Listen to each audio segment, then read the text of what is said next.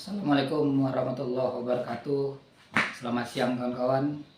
Jumpa lagi di channel saya di Koryanto Driver Taxi Online.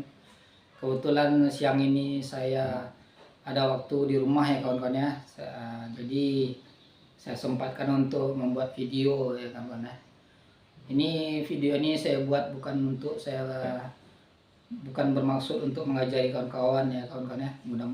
Mana tahu kawan-kawan sudah lebih senior yang terjun di dunia taksi online daripada saya. Tapi sebaiknya ini saya sampaikan ya kawan-kawan ya, karena hal baik ini lebih baik saya sampaikan. Apalagi untuk kawan-kawan yang baru mulai mencoba menjadi seorang driver taksi online kawan-kawan ya. Berikut video ini saya akan sampaikan 5 hal yang harus kita lakukan sebagai driver taksi online kawan-kawan ya. Ya, kita kan tahu kan kita mempunyai konsumen yang banyak, pelanggan yang berganti-ganti terus dari waktu ke waktu, hari ke hari. Jadi supaya untuk meningkatkan mutu pelayanan kita, inilah 5 hal yang harus kita lakukan sebagai driver taksi online kawan-kawan. Ya, jadi kawan-kawan jangan tersinggung, saya tidak ada maksud untuk menggurui kawan-kawan. Ini hanya sekedar sharing, berbagi pengalaman ya kawan-kawan ya. Karena kita kan menjual, yang kita jual ini adalah jasa kita sebagai driver kawan-kawan ya. Baik, yang pertama yang harus kita lakukan sebagai driver taksi online itu kawan-kawan ya, yang pertama itu loh, menjaga kebersihan ya kawan ya. Baik kebersihan mobil dan kebersihan diri kita sendiri kawan-kawan. Kebersihan mobil itu baik dari luar, bodi luar mobil dan dari dalam mobil ya kawan-kawan ya. Jadi jangan sampai nanti konsumennya ketika kita jemput ya kawan-kawan di titiknya melihat mobil kita jorok, kotor dari luar, langsung cancelnya ordernya kawan-kawan ya. Jadi saya berharap kita tidak ada yang di cancel order kita kawan-kawan oleh konsumen. Dan yang di dalam kawan-kawan ya, jadi kita jaga kebersihan yang di dalam. Contohnya jikalau lantainya mobilnya ada pasir, kita sapu. Dashboardnya jika berdebu kita lap dulu pakai kain yang setengah basah gitu kawan-kawan ya. Jadi tidak berdebu dan tidak berpasir ketika konsumennya berada di dalam mobil kita kawan-kawan. Kemudian menjaga kebersihan kita kawan-kawan. Ya otomatis kita, kalau kita yang sebagai driver langsung berkontak langsung dengan pelanggan, dengan konsumen. Pertama kita harus jaga kebersihan badan kita ya yang kawan-kawan ya. Seperti biasa kawan-kawan pasti tahu kan, mandi, pakai deodoran atau pakai parfum ya kawan-kawan ya. Di dalam mobil perlu kita tambahkan juga parfum tuh kawan-kawan. Jadi konsumen kita betah di dalam mobil kawan-kawan, nyaman di dalam mobil. Ya, saya bersyukurnya konsumen ketika masuk dalam mobil saya, wah mobil abang nih wangi katanya gitu. Jadi suatu kebanggaan tersendiri bagi saya kawan-kawan ya. Jadi kalau konsumennya mengatakan maksud demikian kawan-kawan ya.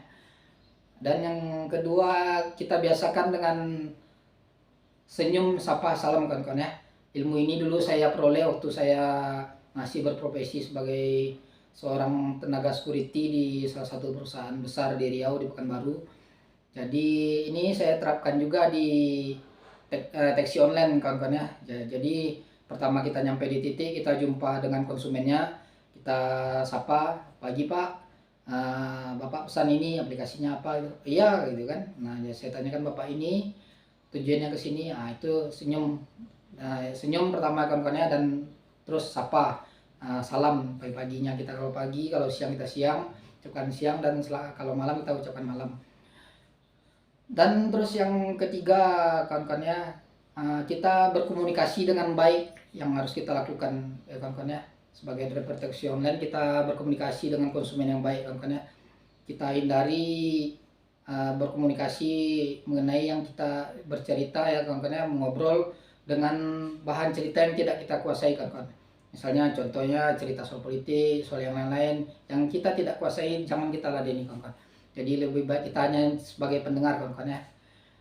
Dan yang di dalam berkomunikasi yang baik ini kawan-kawan, kita tanyakan apakah ada barang waktu kita menjemput konsumen ini, dan juga kita menjelaskan dengan adanya biaya tambahan. Misalnya contoh ke Pekanbaru, misalnya dari titik ini ke bandara. Ya kalau ke bandara kan kita kalau nggak ada saldo e-tolnya kita bisa bayar tunai kawan-kawan, jadi 8.000. Jadi kita sampaikan ke konsumennya, Pak, ini nanti kalau kita masuk bandara nanti ada biaya tambahan sebesar Rp8.000 Pak. Begitu kan ya. Jadi kita sampaikan di awal tadi kawan-kawan. Jadi supaya konsumennya tidak merasa kaget nanti kawan-kawannya kalau udah sampai di tujuan. Dan berkomunikasi yang baik ini juga bisa juga menguntungkan kita kawan-kawan. Jadi kita bisa menggali informasi, misalnya ini bapaknya sekarang ke Jakarta tujuannya, 2 minggu lagi saya balik katanya gitu kan, tapi saya mau keluar kota. Keluar kota itu kan kita bisa dipakai mobil kita atau jasa kita nanti kawan-kawan untuk keluar kota. Jadi kita sampaikan juga ke konsumennya, Pak, kalau bapak mau keluar kota nanti hubungi aja saya, Pak, saya bisa keluar kota. Sampaikan begitu kawan-kawan. Jadi kita berkomunikasi dengan konsumennya yang baik kawan-kawan ya. Itu juga bisa mendatangkan profit atau keuntungan juga untuk kita kawan-kawan. Jadi kalau kita sudah dibawa keluar kota tentu bayarannya atau hitungannya kan lain lagi kawan-kawan ya. Contohnya saya itu cuman biaya driver saya sendiri dan mobil saya itu satu harinya murah kawan-kawan ya, cuma 400.000 satu hari, itu di luar BBM dan akomodasi supir ya kawan-kawan ya. Jadi sangat terjangkau. Jadi kita sampaikan informasinya. Dan terus yang keempat, kita menjaga dan mengontrol emosi kita kawan-kawan ya. Ya contohnya kan kita kadang-kadang kan bawa konsumen atau bawa penumpang itu dia punya anak kecil dan kebetulan anak kecilnya aktif ya kawan-kawan ya, pegang ini pegang itu. Jadi kita sebaiknya tidak emosi ya, menjaga kontrol kita dengan tenang ya. Kita kalau misalnya aduh jangan ya gitu kan, kalau kita mau larang tuh jangan ya nanti jatuh, atau jangan dibuka ya, atau jangan dikeluarin tangannya dari kaca nanti disambar mobil atau motor. Kan kita bisa sampaikan begitu kawan-kawan ya. Dan terus menjaga emosi, menjaga dan mengontrol emosi begini ini juga saya maksudkan begini kawan-kawan. Jadi misalnya ketika kita mengendarai mobil, tiba-tiba ada sepeda motor yang nyelonong lewat di depan kita, sebaiknya kita tetap tenang dan tidak mengeluarkan kata-kata umpatan kawan-kawan ya. Jadi kita tidak memberikan kesan yang jelek kepada konsumen kita kawan-kawan.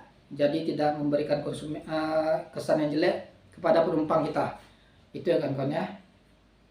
Dan yang kelima kawan-kawan yang harus kita lakukan sebagai driver taksi online itu otomatis mematuhi peraturan lalu lintas kawan-kawan. Ya, jadi kita hindari setiap pelanggaran lalu lintas.